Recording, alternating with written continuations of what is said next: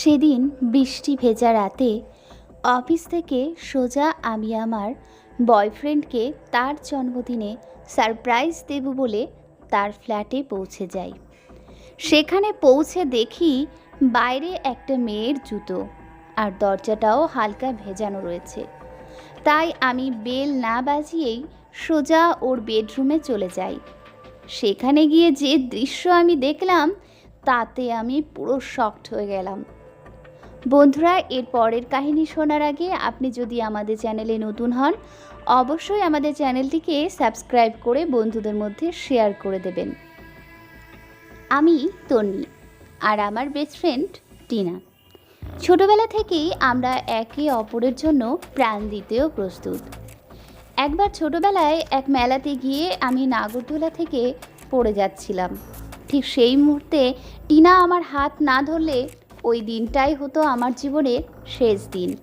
তাই আমার জীবন বাঁচানোর জন্য টিনা হয়ে উঠেছিল আমার প্রাণের সখা।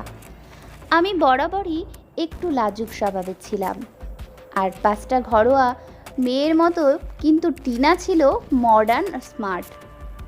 আমার সব বিপদেই ও আমার পাশে ছিল, আর আমাকে বিপদ থেকে উদ্ধার করেছিল। তাই ছোট থেকেই আমার বাবা মায়ের থেকেও বেশি বিশ্বাস করতাম আমি ওকে। ও যা বলতো আমি তাই শুনতাম। বর্তমানে আমি একটা অফিসে চাকরি করছি, আর টিনা ছিল একটু উড়ুক্কু স্বভাবের। ও চাকরি বাকরি করতে চাইতো না। ওর পছন্দ ছিল পার্টি, ফ্রেন্ডস, এইসব নিয়েই ও থাকতে বেশি পছন্দ করত। ও পুরো স্বাধীনভাবে থাকাটাই বেশি পছন্দ করত। সেদিন ওর জন্মদিনের পার্টিতে আমি ওর সঙ্গে গিয়েছিলাম। সেখানে বেশ কিছু বন্ধু বান্ধবদেরও টিনা ইনভাইট করেছিল। সেই সন্ধেবেলায় পার্টিতেই আমার প্রথম আলাপ হয়েছিল বিজয় নামের একটি ছেলের সঙ্গে। বিজয় কিন্তু টিনার বন্ধু ছিল না, ও ছিল টিনার এক বন্ধুর বন্ধু। ওই দিন পার্টিতে সবাই অনেক বেশি ড্রিঙ্ক করেছিল। আমাকে চুপ করে এক পাশে বসে থাকতে দেখে বিজয় এসে আমার পাশে বসলো। কি ব্যাপার, আপনি এখানে একা বসে আছেন যে? আসলে আমি ড্রিঙ্ক করি না, তাই এখানে একা বসে আছি। ও গ্রেট, তাহলে আপনার সঙ্গে আমার ভালোই জমবে, বলুন। মানে, আমি ঠিক বুঝলাম না আপনার কথা। আসলে আমিও ড্রিঙ্ক করি না। ও আচ্ছা, যার বার্থডে পার্টি সে আপনার কে হয়? টিনা আমার বেস্ট ফ্রেন্ড। বেস্ট ফ্রেন্ড হলেও আপনি আর উনি কিন্তু পুরো আলাদা। আলাদা হলেও আমাদের মনটা কিন্তু একই। ও বাহ, খুব ভালো লাগলো শুনে। হাই, আমি বিজয়। আমি তন্নি। আপনি কি টিনার পরিচিত নন? আপনাকে আগে কখনো তো দেখিনি। আপনি ঠিকই বলেছেন, আমি আসলে এখানে থাকি না, আমি বিদেশেই থাকি। আর অজয় আমার বেস্ট ফ্রেন্ড। আমি আজই এলাম সকালে, আর অজয় বলল ওর ফ্রেন্ডের পার্টিতে ইনভাইট আছে। আমি বাড়িতে একা একা কী করতাম, তাই আমাকেও সঙ্গে নিয়ে এসেছে। ওই দিন বেশ খানিকটা সময় আমি বিজয়ের সঙ্গে আড্ডা দিই। ও আমার কন্ট্যাক্ট নম্বর চাইলো। দুজনের ফোন নম্বর আদান প্রদান হলো। আমাদের নম্বর আদান প্রদানের পরে আমরা যে যার বাড়ি চলে আসি। রাতে ঘুমাতে যাবার আগে ফোনে একটা মেসেজ এলো, হাই, ঠিকমতো বাড়ি পৌঁছে গিয়েছেন তো? আপনাকে আজ পার্টিতে কিন্তু ভারী মিষ্টি দেখাচ্ছিল ওই শাড়িটা পরে। ওকে, গুড নাইট। আমি সেদিন রাতে কোনো কিছুই রিপ্লাই করিনি। পরদিন সকাল হতেই আবার একটা মেসেজ এলো, গুড মর্নিং, আজ একবার অফিস থেকে শেষে দেখা করতে পারবেন? আপনার অফিসের সামনেই রাস্তার ধারে একটা ফুচকার দোকান বসে, দারুণ টেস্টি নাকি তার ফুচকা। আপনি নিশ্চয়ই ফুচকা পছন্দ করেন। বাট আর কিছুই উত্তর দেবার প্রয়োজন মনে করিনি। আসলে ছেলেদের সঙ্গে কথা বলতে আমি ঠিক অভ্যস্ত নই।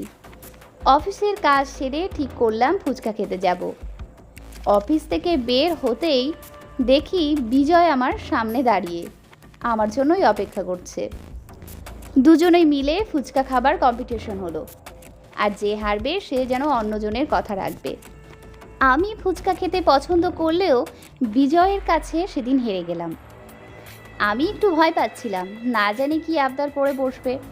কিন্তু ও বলল আমাকে ছুটির দিন দেখে আমাদের এই শহরটাকে ঘুরিয়ে দেখাতে হবে। আমি খুব হাসলাম কথাটা শুনে। যাই হোক, আমি ওকে ছুটির একটা দিন শহরটাকে ঘুরে দেখালাম। ওর সব থেকে পছন্দের জায়গা হলো মায়ের মন্দির। বাকি সব কিছুই তার কাছে ফিকে লাগলো। তোমাকে আর একবার আমার সঙ্গে আসতে হবে, এই মন্দিরটায় আমি পুজো দিতে চাই, প্লিজ।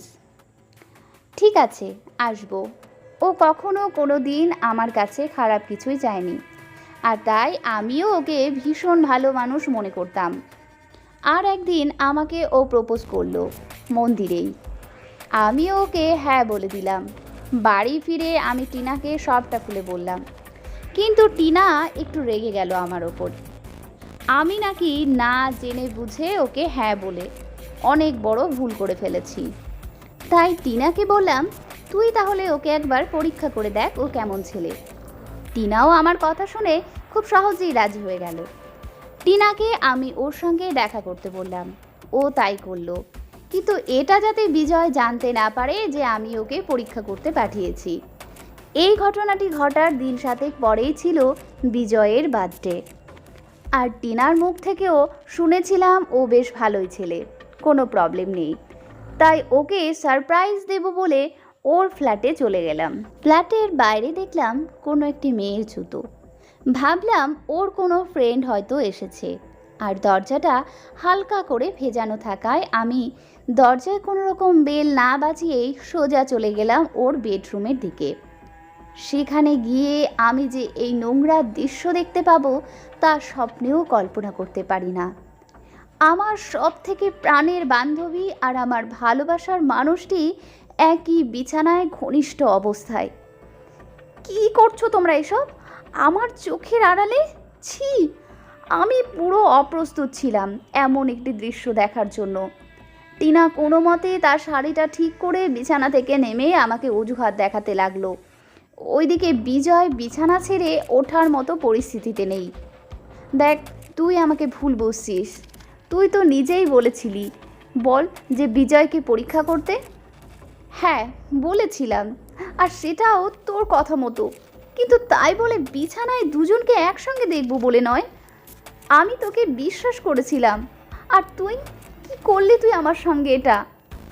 বেড থেকে বিজয় বলে উঠল, শোনো টিনা, তোমার বান্ধবীকে আজ সত্যিটা জানিয়ে দাও। ওর এটা জানা উচিত যে আমি আর ওকে নয়, তোমাকে ভালোবাসি। আর খুব তাড়াতাড়ি আমরা দুজনে বিয়ে করে বিদেশে চলে যাব। হ্যাঁ, বিজয় ঠিকই বলছে। আসলে ওকে টেস্ট করতে গিয়ে আমি নিজেই ওকে ভালোবেসে ফেলেছি। আমার কথা তোর একবারও মনে হলো না টিনা? এই শোনো, তুমি ভাবলে কি করে যে আমার মতো একটা বিদেশে থাকা ছেলে তোমার মতো একটা আনস্মার্ট মেয়েকে বিয়ে করবে? তাহলে যে আমাকে ভালোবেসে স্বপ্ন দেখিয়েছিলে সেসব কি ছিল তবে? ওটা জাস্ট টাইম পাস ছিল। তোমার মতো মেয়েকে যে এতটা বোকা হবে আমি ভাবতে পারিনি। And now get out from my room. আমি কাঁদতে কাঁদতে সেখান থেকে বেরিয়ে চলে এলাম। বন্ধুরা, আজকের গল্প থেকে আমরা এটাই শিখলাম যে জীবনে চলার পথে এমন অনেক ভালো মানুষের মুখোশ পরা মানুষদের সঙ্গে আমাদের দেখা হয়। হয়তো তারা আমাদের অনেক উপকার করে থাকে, কিন্তু তাই বলে চোখ বন্ধ করে কোনো দিনও কাউকে বিশ্বাস করাটা ঠিক নয়। সে আমাদের যত কাছের মানুষই হোক না কেন, সব সময় চোখ কান খোলা রেখে বুদ্ধি দিয়ে আমাদের এগিয়ে চলা উচিত। আজকের এই সত্য ঘটনাটি আপনাদের কেমন লাগলো কমেন্ট করে জানাতে ভুলবেন না। আর সেই সঙ্গে আপনাদের সঙ্গেও যদি এমন কোনো ঘটনা ঘটে থাকে তবে সেখান থেকে সাবধানে বেরিয়ে আসাই শ্রেয়। আপনি যদি চ্যানেলে নতুন হন অবশ্যই চ্যানেলটিকে সাবস্ক্রাইব করে বন্ধুদের মধ্যে শেয়ার করে দেবেন এই ধরনের নিত্য নতুন গল্প শোনার জন্য। আর ভালো লাগলে একটি লাইক করে পাশে থাকবেন। ধন্যবাদ।